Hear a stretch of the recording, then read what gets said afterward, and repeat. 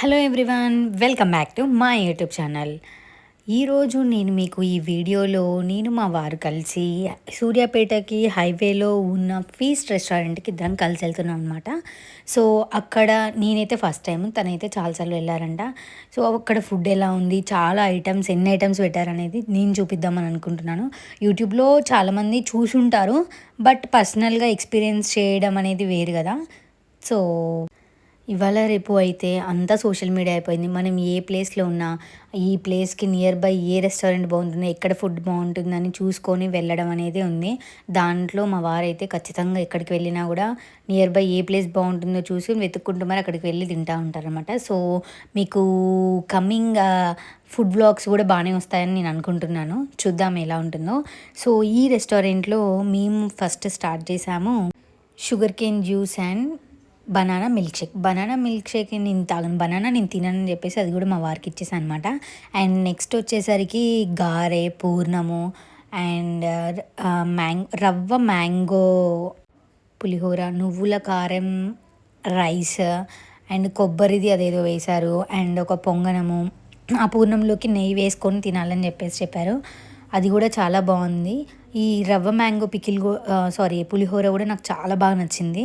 చాలా టేస్ట్ ఉంది. ఇవి చట్నీస్ అంటే మనకి రెగ్యులర్గా ఉండే చట్నీసే, అల్లం చట్నీ, టమాటా చట్నీ అలా వేశారనమాట కొన్ని కొన్ని రకాలని.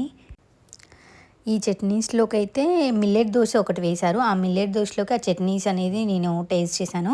అవి కూడా బాగుంది, దోశ బాగుంది. అండ్ ఈ రవ్వ మ్యాంగో పులిహోర అనేది చాలా బాగుంది, ఆ కారం కూడా బాగుంది.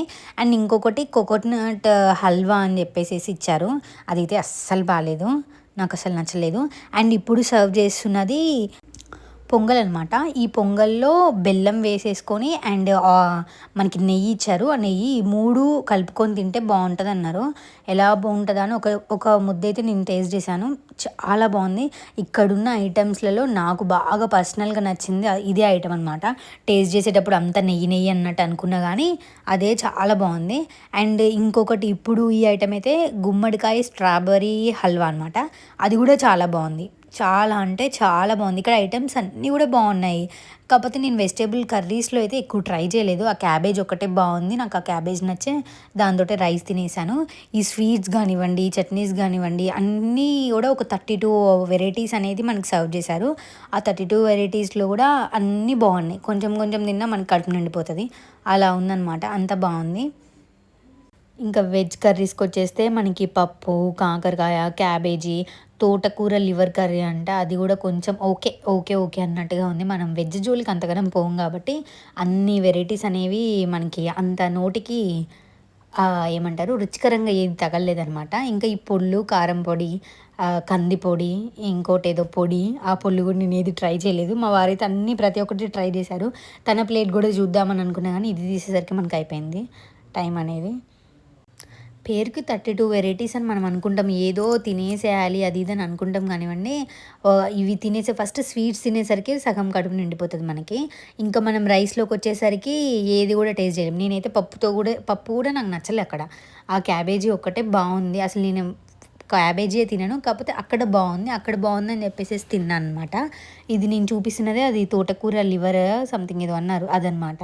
తోటకూర రిలేటెడ్ కర్రీ. అది కూడా అసలు బాగాలేదు, నాకేం నచ్చలేదు.